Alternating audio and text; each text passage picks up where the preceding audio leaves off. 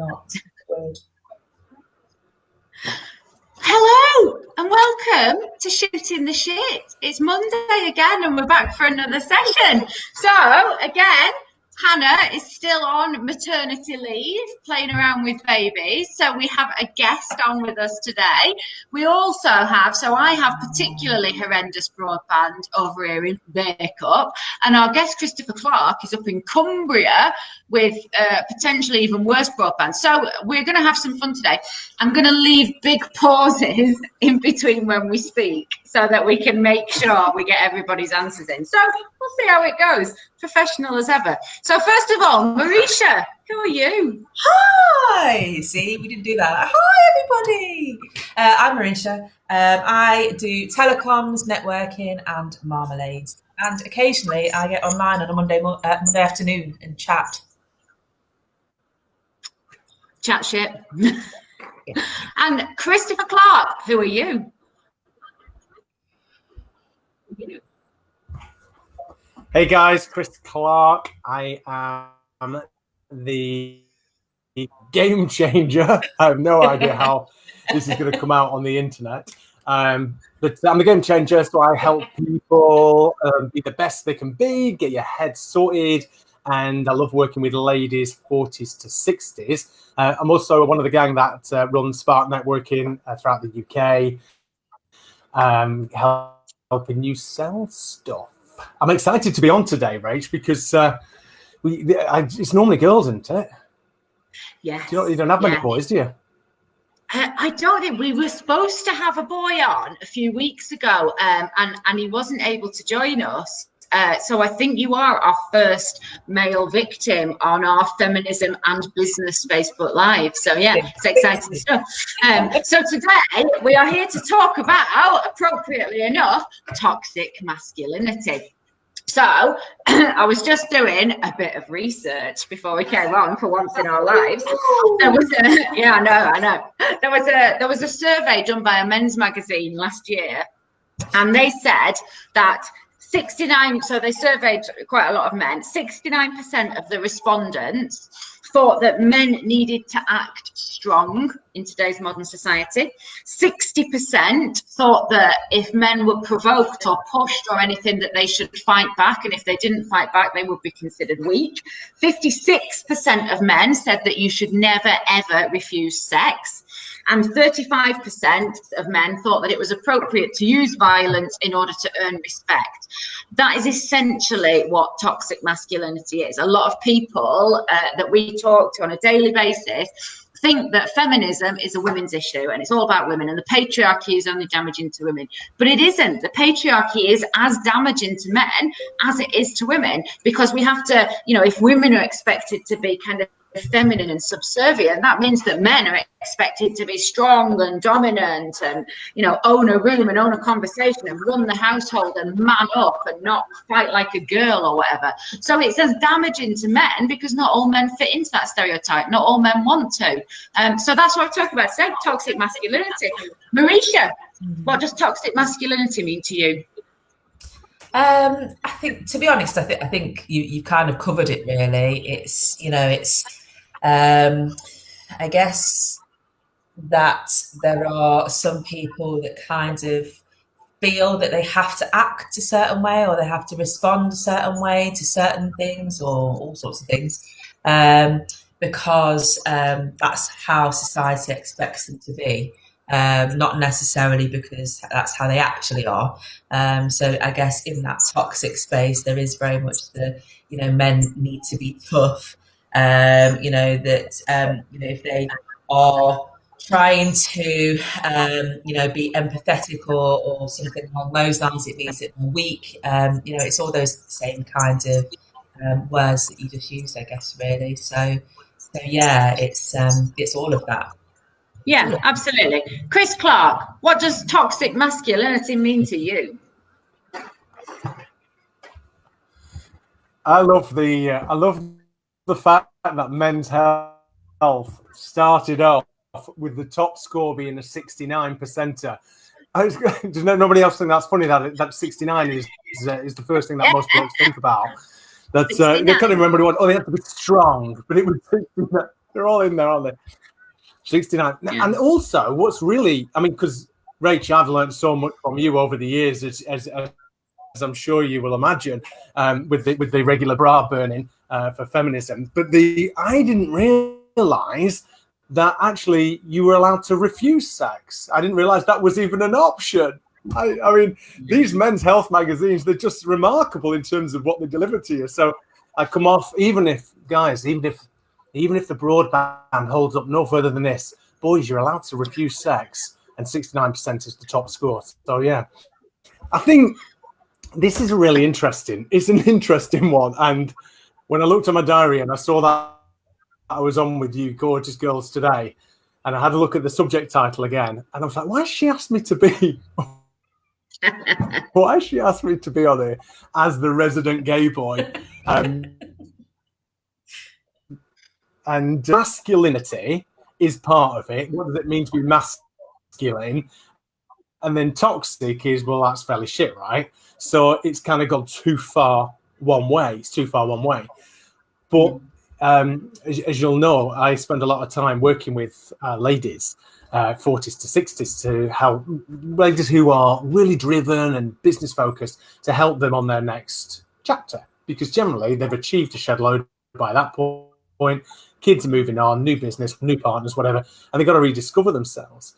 And actually, I haven't appreciated how much I've been doing this, because masculinity, we talk about in the world of NLP, we talk about masculine and feminine energy. And a lot of the girls, not all of them, but a lot of the ladies who've been super, super successful actually end up coming to us with masculine energy. And their biggest breakthrough is when they reconnect with themselves and their sort of ability to be soft, I think, to actually, and that's okay. You can still be strong and driven and achieve and still be soft. And so it's, and then I'll let you go come in with my Wi-Fi. But I did a bit of research, and my research was that this is actually a thing. Toxic masculinity, it's a term, and it's been bandied around for the last 20, 30 years.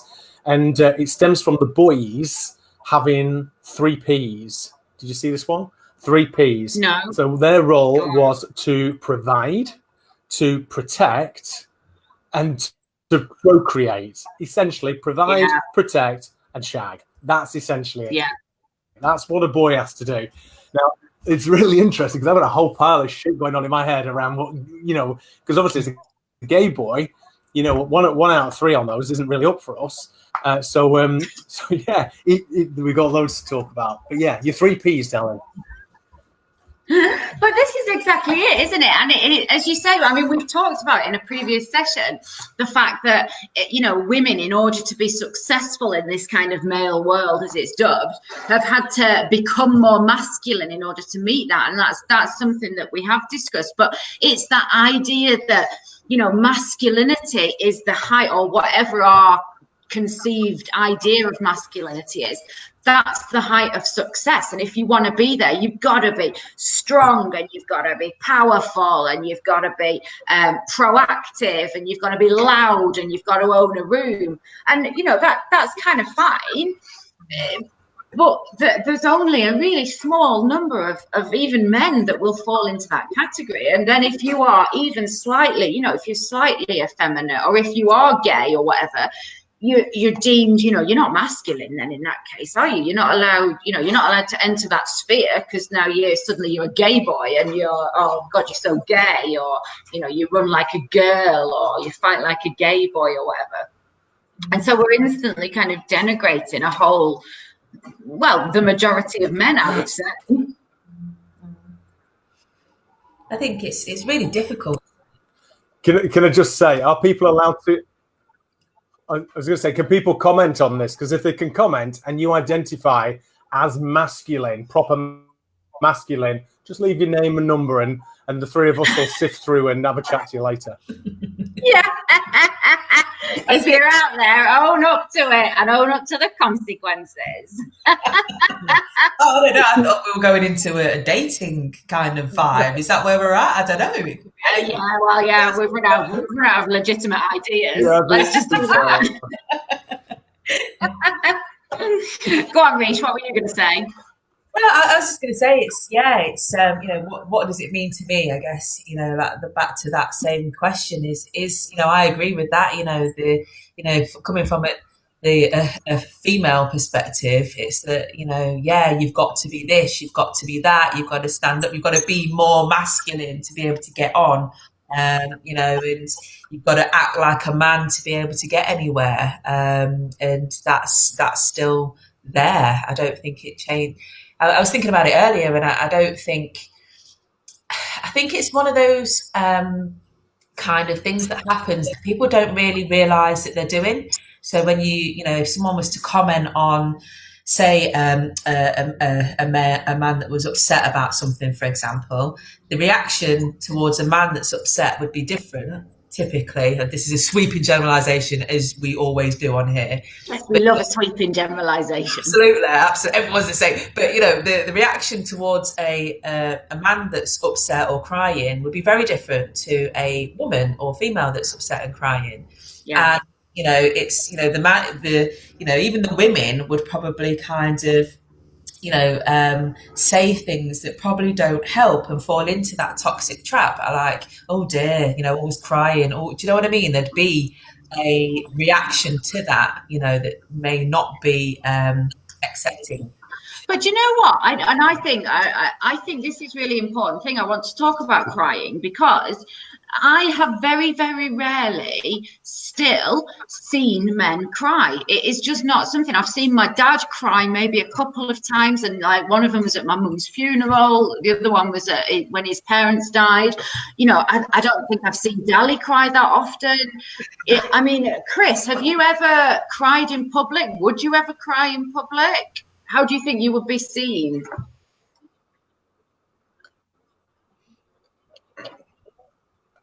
I thought you were going to ask me have I seen Dali cry. But you probably made Dali cry. Have I cried in public? Yeah, probably. Have I cried in public? Yes. I think I tend to be fairly raw, emotionally quite raw. I can cry at Homes Under the Hammer. You know, I can cry at DIY SOS. Oh, mate. I can find myself, you know. You show me the appropriate, I'm gone. Yeah. I'll pull my other up. He says, "Oh, you're so melancholy. You're so melancholy." I think there are times where we expect men to cry. I think there are times where we accept it. But actually, you know, if we're gonna, you know, I want to give the boys a fair fight here, if I can. I think from the girls' perspective, if you look at that procreate, protect, and provide, what's happened in the last 20 years is that the girls are now actually fulfilling on all three of those criteria by themselves. Yeah. The boys are irrelevant, apart from a little bit of jizz on a tissue in a cup and stuff. That's it. You can do the rest, girls. You don't need them. So it's destabilized. It's destabilized what we, I think, have grown up with. It's destabilized the stereotypes and the boys. And I was reading a really good article on this where it's talking about the bit that makes it toxic is the response that the male has to losing their ability to be the chief governor of provide, protect, and procreate. And actually, they tend to respond quite childlike. So they go back to being a little boy when they've had the toys taken away, and they go back and they don't deal with it well. And that's where it becomes a bit more toxic. But it's just because I think the whole world is just the opportunities afforded to women now.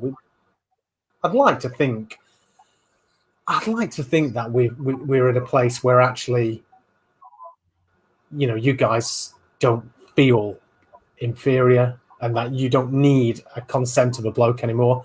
I don't know whether that's just me being wishful thinking, but I think the fact that the women can have a strong role in all three of those P's means the boys are destabilized if you are hardwired masculine. Yeah, I mean, I agree with that, actually. I don't feel like we do need that. What worries me, what you said there about the boys, when they have that taken away from them, then react like little boys. I've been listening to an audiobook recently by the woman who did the Everyday Sexism Project, and it's an audiobook. It's amazing, actually. It's called Why Men Who Hate Women, and she's been delving deep into the manosphere, as it's called, online. And so we will have to do a session about this in the future. But it's all about kind of disenfranchised youth, and you see this happening across young men from every culture and every society. And young men are being radicalized into whatever ideology it is, whether it's extreme Christianity, extreme Islam, extreme anti-feminism, whatever it is. And when you dig down into why are these young men feeling like this and reaching out for something more, it's because they feel like they've been disenfranchised, and they're no longer needed in society. Women don't need them, and they're not needed for procreation. And although I must admit, it's a good job, Chris, that you're not in charge of procreation if you think jizzing on a tissue is how you do it. That's not going to work. But that's exactly it as well. When we start taking these things away from boys and men, again, that's where the danger lies. I don't know, Rish, have you ever thought about this element of it, of how boys are going to react? I think I do, actually, because I think, and I am not an expert in this in any way, shape, or form, but I think you could sometimes, with some men, if you threaten or challenge, that's when aggression comes back. Yeah. And that's it, and that, again, another sweeping generalization, and I'm sure there's much more to it in lots of things, but in my own kind of experience, it's if you challenge that kind of manliness, the masculinity, anything to do with the man and the male, then the response is violence, or to be nasty, or to kind of come back in a quite harsh way, as opposed to and defensive, I guess. It comes down to that. There's lots of other stuff, I guess, going on there. But yeah, I think it is a little bit childlike, I guess. If you take something away from a child, they want it back, and they're going to shout and scream and stamp their feet until they get it back. And I guess I've never really thought about it like in that kind of. Well, it's because things are changing so much, and there's a shift. That actually now that they don't know how to respond to that or adapt to that. Is it that there's no support for adapting to that? Therefore there's no outlet, and it comes out in lots of other ways. I don't know. Yeah, no, I think you're absolutely right. It's challenging. This is a system that they've been brought up in. Rebecca's made a really good comment, and I do want to come back to how boys are brought up. But I don't know. I mean, that's where anti-feminism comes from, and that's where homophobia comes from, isn't it? Because you and Chris, I want to ask you this specifically. Have you experienced homophobia? I can't imagine that in this modern world still you haven't. And do you get the feeling that it is because people are scared because you represent a type of masculinity that is not their type of masculinity, it's not the norm, and so they feel threatened by you? How have you been treated because of that?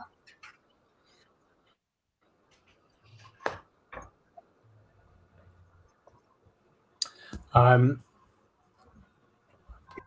think this was actually one of the interesting areas when I started to unpack that in my head, knowing we were coming on today, because I term myself as a straight gay, a straight homosexual, and you might find, knowing me well, Rach, you might find that a surprise. But what I mean by that is that my value set is quite traditional. Quite traditional. And so, it's very interesting that within the gay community, that it would still be, yes, okay, so we're shooting the shit. So in the gay community, people still want to know if you take it or if you give it. There's still that part of where, and it's a power thing. They still want to know, you know, who's the boy, who's the girl, what are the roles, how does that work? And it's when you, and I do it myself, that there are moments where I will be quite soft, and there will be moments where I'll be quite robust, to the point where probably people wouldn't necessarily spot that I was, that was gay. And certainly within a business perspective, I'm very, very adamant that business owners, whatever their choices, doesn't have to be sexuality, but whatever their choices, have to have, and that's strength. And that is, interestingly, if you did family fortunes and you asked, how many people think strength is masculine or feminine, I think most people would think strength was masculine. And I have a real issue with that, because I've always maintained, so when we're working with ladies and they are reevaluating who they are going forward to this next chapter, and they go, well, I don't want to lose my strength. And I go, have you ever met a lioness? You see, the lion and the lioness, people immediately imagine that the lion, is the pride of the pack, is, the one in charge, but the lionesses are in charge, because if anything within their gang is threatened, they'll rip the fucking face off. And so actually what you can find is that strength can exist both in the masculine and the feminine. It can exist in both. And I think the challenge we have to help people with is not being so fucking linear, not being so off, black, white, night, day. It needs to have a little bit more spectrum. But the boys, just to answer you, go back to your original question, Rach, the boys up here in Cumbria, in the northern wilds of Cumbria, we've got a local pub, and the landlord collared us as we were walking by with our dog, and he said, "Oh, lads," he said, "Can you just remind me what your names are again?"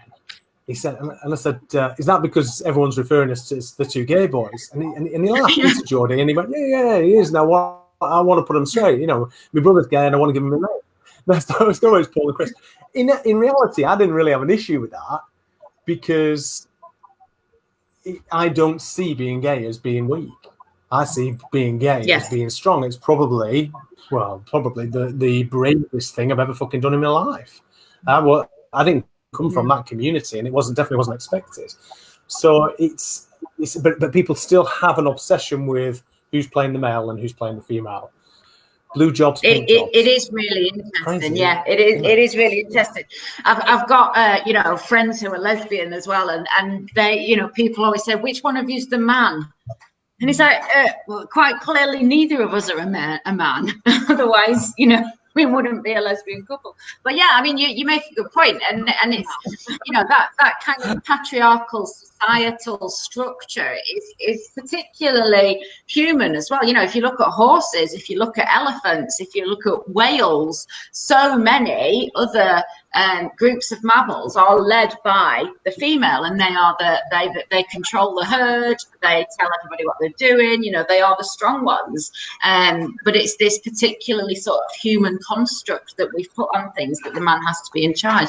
I do want to bring us back to, so Rebecca, hi Rebecca, has put a comment on about how early this starts with boys, and this is one of the things I did want to talk about. So I'm the mother of a 10-year-old boy. He has long hair.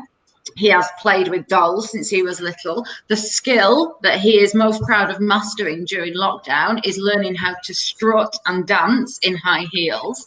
He likes makeup and heels and clothing, but he also likes climbing trees and playing on Fortnite. He equally likes boy things and girl things. He equally can play with boys and girls. And yet he goes to school and, his hair is longer than mine now. And a lot of the boys are like, oh my God, Leon, you've got really long hair. And it is still seen as a really negative thing. And that starts from so young, doesn't it? I mean, Marisha, I know you haven't got kids, but, do you see this still in that boys are given boys' toys and girls are given girls' toys and you're not allowed to mix? Yeah, definitely. Yeah, I mean, there's that's there, and I think there's, well, to be honest, I agree with Rebecca's comment, because I think at home, I think is a very different kind of experience, and kind of, it's much more open at home. But then when you go out, then it changes, because it's about society. But in saying that, isn't it funny that, okay, well, it's, an issue for young boys or small boys with long hair, but then at what point does that change and become cool? Because Yeah. to a metal, if you go to a rocker kind of place, or if you go into that metal space, or if you go to a big bear, they've got all the hair, all of it, and Yeah. it's cool, and then people go the opposite way. So yeah, at what point does that flip? I mean, how the hell are kids supposed to know what to do? At one point it's not cool, and then all of a sudden actually it is. It is cool. Yeah. Anyway, sorry, I've gone off on one there. I'm like, no. I agree with you. I think part of the problem with that is, I actually think part of the problem with that is what we expect the teachers to do. So my other half's a reception teacher, and he's been, early years teacher. And he has been for, 15, 20 years. And so he wouldn't do any of that Rebecca's talking about. He would give mixed toys, let folks play, go through. And I think society, imagine if you were the parent and you have your own traditional views, and your kid comes home and says, actually, Mummy, Daddy, I want you to buy me a doll. They're going to be, well, when have you played with dolls? Oh, I play with dolls at school. Well, don't play with dolls at school. Play with the cars. And then the parents go back in. They're into the school. They speak to the teacher. It's like, I want him to play with boys' toys. What's going on? And I think society and the teachers, because they get hammered for that a lot, right? And those guys are... They're the problem and they're the solution at the same time. I just don't think, if I was a teacher, I would want to be the one that sways a kid one way or the other. Really, I think it's fucking difficult, because you don't know what the parents are going to do. Yeah. I think for Rebecca, darling, I think just fucking give them the whole spectrum, because it's not for us to decide what our children become. All you really want for your child is for them to be happy. I get 60-year-old gorgeous men and women, but principally ladies, come into the office, and it all boils down to they just want happy. That's it. They just want happy, and that's all a parent ever truly wants for their kid. Just and another thing is that, playing like that, all you are learning to do when you play is you are playing out the world around you that you see, and you are learning where you fit into that as a human being. Children play with dolls, they play with little ironing boards, cooking things, and this is the thing, we give them to girls and we say, here you are, learn how to be a human being and responsible. Why on earth would we not teach boys how to look after babies and how to cook and how to clean? It just, again, it's those societal constructs, isn't it? But I remember when go on. So I was going to say, I hit the 50 mark this year, so I listen to Radio 4 now as well as Radio 2. I love Radio 4. Radio 4 shizzle.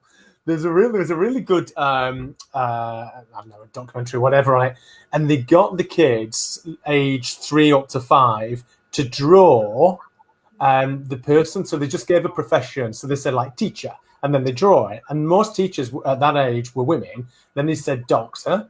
Most doctors were men. nurses. Most nurses were women, and it's so fucking early. It's so early in that sense.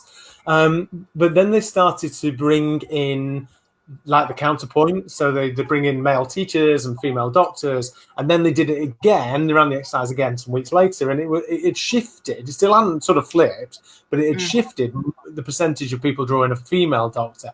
And you think, I think that's the masculine feminine conversation, but the toxic part is the bit that I think is the bit that fusses me, because the toxic part is your response to either being called feminine or you're too masculine. And interestingly, one of the articles I was reading on this, it said the girls don't tend to have too much of an issue. So if you would say to a girl, oh, you act like a bloke, like you got balls, the girls just laugh it off because they're not socially leveled in the same way. But if you say to a bloke, actually you're behaving like a pussy, they go into a defense mechanism that the girls don't go into. It's really interesting. Like, the girls might go, yeah, I've got bigger balls than you, and fucking just crack on with it. But the boys go into that child bit, that like they're fighting, they come back and they want to hurt and maim and defend their position. Yeah, it's probably higher. Well, it is, but it's absolutely, it's back to that point at the beginning, isn't it? That 60% of men feel that if they're threatened, that they should fight back. And, you know, all of this, this is exactly what toxic masculinity is, isn't it? It's saying to them that you have to fit into this box. You have to be strong and you have to be powerful, and you're not allowed to cry, and you're not allowed to show emotion. You're not allowed to show weakness, and you're not allowed to fail, you know, and then there's so much. And this is precisely why, you know, that suicide is one of the biggest killers of men under the age of 30, because, you know, all of a sudden, if they're not able to find a job, or they're not able to get a girlfriend, or, you know, they're not able to be the main breadwinner, or whatever it might be, there's nowhere for them to go. There's nowhere for them to say, I'm really sorry. You know, if I was a girl and I lost my job, I would phone up my girlfriends and we would go to a log cabin and we would get absolutely slaughtered, and we would sit there and cry, and we would go, it's fucking shit, I'm really upset. And we'd cry it out, and then we'd feel better. And then I'd say, right, I'm getting my shit together, and off we go. There's nowhere for men to do that, is there? There's no space. I don't imagine. I mean, would you ever phone up Chris, one of your male friends, and say, I'm just going to have a bit of a cry? Never. No. Never. I wouldn't. However, I might phone up one of my girlfriends. Yeah. And that is the difference, I think, for gay boys. We do get the ability to surround ourselves with a wider circle. I just wrote this down. So we started off with procreate, protect, and provide. And actually, when you break it down, it's shag, house, and food. And that's the role that the bloke has typically had. He's going to get kids, so his lifeline goes on. He's going to give you a roof over your head, and he's going to put food on the table. And then when jobs start going, and you get all this COVID shit malarkey going on, and people's lives start to shift, and then we wonder why blokes are having, meltdowns. And it's ultimately because even though the wife, the partner, or the girlfriend is more than capable of having all that covered, the bloke still feels like he's fucked up. Yeah. Wi-Fi is just gone up. We got the word fucked, and then I think your Wi-Fi's frozen. Reece, you work, and we've talked about this so many times, you work in a really male-dominated industry. I mean, do you see that amongst the men that you work with? Is that strive that they have to be the breadwinner?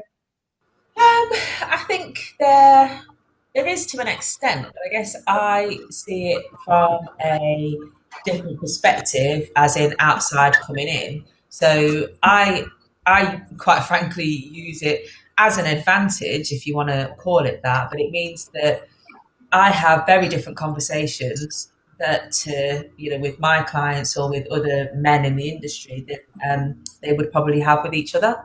Because actually it's okay for someone to come to me and say, do you know what, I don't know what I'm talking about, or I'm supposed to know what this is and I don't really know what it means. Can you explain it to me?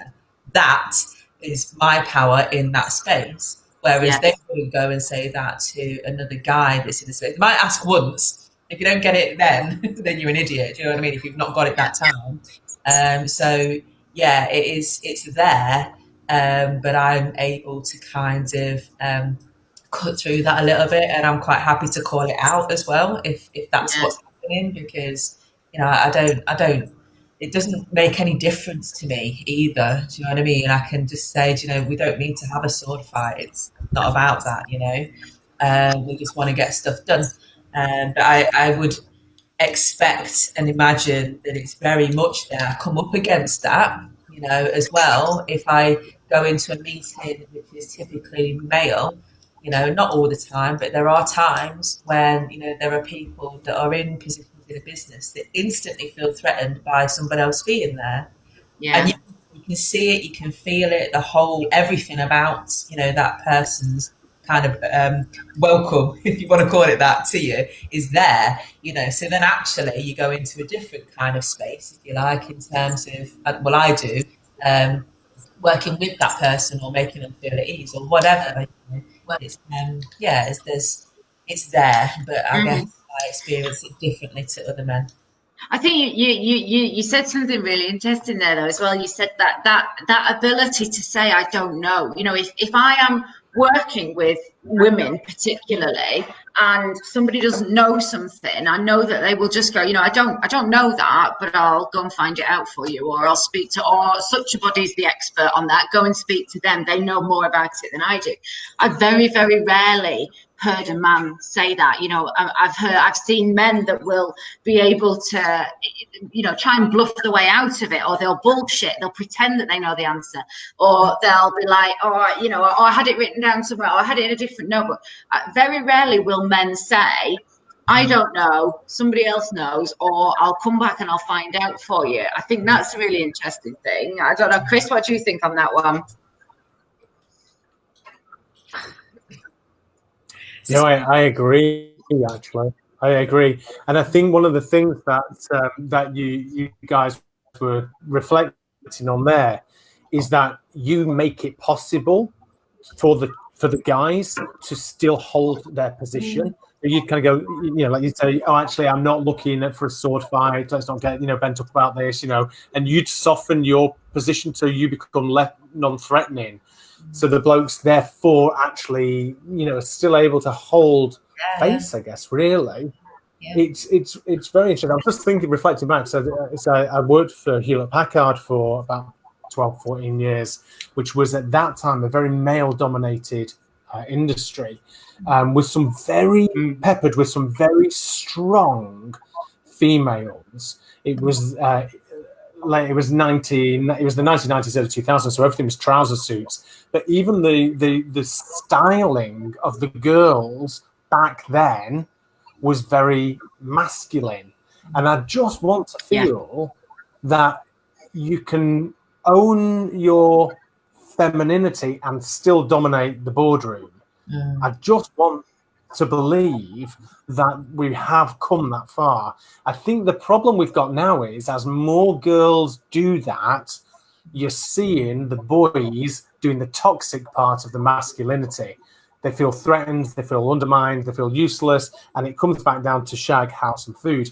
It's kind of like, well, why am I here if you don't need me? And so then they're on a slippery slope, and you can't build them back up. The only way you can build them back up, and I do see the girls do this, is you diminish yourself, because it's no biggie to you.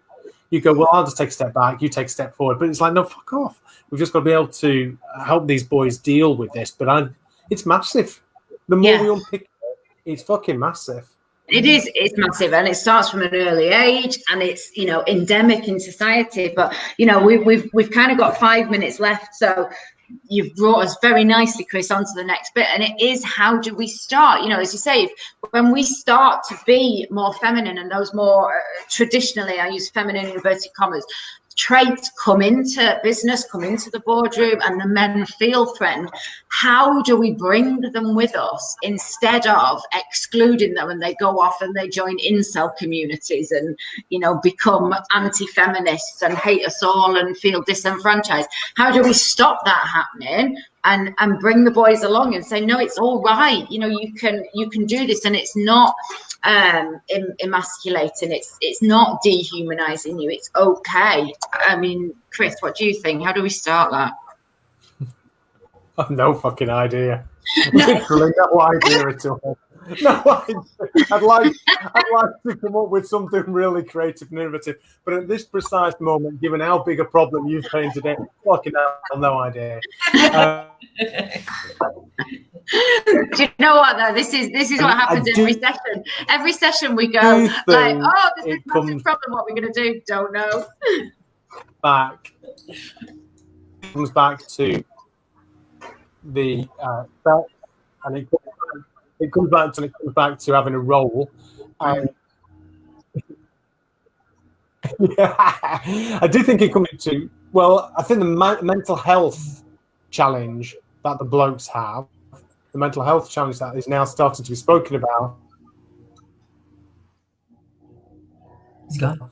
I think sits around ultimately what is my purpose, and my purpose historically has been to shag, to create a lifeline in case half of my family died in cholera and I still had people to plough the fields, enough to build a house and enough to put food on the table. That whole society has shifted, but what you'll often find is that people find their value by doing some of those. So you'll often see large families still, and when Loki's finding his value and asserting his position by going, well, I've got 6 kids. So I don't know the truth of the answer. I think it is big. Well, it is big, isn't it? I've no idea, but I should ponder it. Trust you. I thought we'd gone a full 42 minutes without a knob joke, so one was due soon. So, Reece, what do you think? Like, if then, I think essentially what Chris said there was that if men are going to come through this, they've got to feel like they've got a purpose. So, what purpose are we going to give them? It's an interesting thing there, because I get what was picked up on, I guess, is, that if going back to what I said about, kind of saying it's okay, we have a different conversation as a woman in that space. I think that it for me, it's that, because there is a very fine line, I guess, really to then turning around and taking a step back and feminizing myself to allow somebody else to feel better. But I think that it's ever changing, ever evolving, so sometimes in a conversation it will be, so one person takes the lead and becomes, X or Y. And I think, I can only kind of bring, I guess, my own thought to it, in as much as it is that, and I guess it's my go-to, which is about conversation. But there's ways of making people feel that, things are okay without making them feel like a twat. And I think it's that, that's how I kind of come across these kind of things. That's how I challenge that in the male-dominated business space, is that I can kind of bring people along with me without them feeling ashamed or, anything along those lines. So maybe it's that, I don't know how we kind of start that from a young age, but going back to the teachers and that and people, kids at school and stuff like that. It's a really difficult one, because it's the parents that usually have a problem, not the kids, so how it's that, how do we change that? Because until that happens, then maybe, we're not going to get very far. I have a question for you, Nisha. I have a question for you, which is, as somebody in business, who would you expect to go home and look after the child if they were poorly at school? The dad or the mum? As a business, as somebody running a say that again. Entity. Who would you expect to go home and do the childcare, the dad or the mum? As a Christian person. Well, I guess the assumption would be that it's the woman, but I think in, the businesses I've worked in, that's not always the case. And it depends, who's available, why, when, time. There's a whole bunch of stuff that goes with it. Not saying that it's always accepted. If it's a guy that has to go home, I think just in general, the people I've worked for have just been pissed that other people have lives outside of work. In general, I don't think it really matters. This is it. I mean, I've talked about this before, but there was one occasion where Leon was poorly when he was little, and I was in Sheffield and Dali was in Manchester, so it was quicker for Dali to get to school than it was for me. And his female boss said to him, when he said, "I've got to go, my little boy's ill," his female boss said, "Can your wife not do it?" And this is the thing, it's that, it's that expectation, isn't it? That still, as you said, Rish, we can teach our kids till the cows come home about equality and, playing with boys' toys and girls' toys, although I hate that determination anyway. But as soon as they go to school and they are mixing with people whose parents don't think like that, that's what we've got to tackle. And how do we reach those people? I suppose as just over time, I'm hopeful things will change if we raise those children right. At least they've got a chance of impacting on the others. But anyway, we have gone over time. Toxic masculinity is just such a huge subject, and we have literally only just scratched the surface of it. But so we will have to come back to it. So thank you to everybody for watching. Thank you, Chris. Thank you, Rish. Thank you to everybody for bearing through the Bake-Up and Cumbrian Wi-Fi woes. And let's make mine worse, just so I can get on board with this. Yeah. Rish is the only one. Fortunately, Rish works for telecoms and phone company, so she can. If you had shit Wi-Fi, that would be the worst advertisement for your services ever. Anyway, thank you very much, everybody. I'm off to eat some rice and beans because I'm doing the ration challenge, so that's how exciting.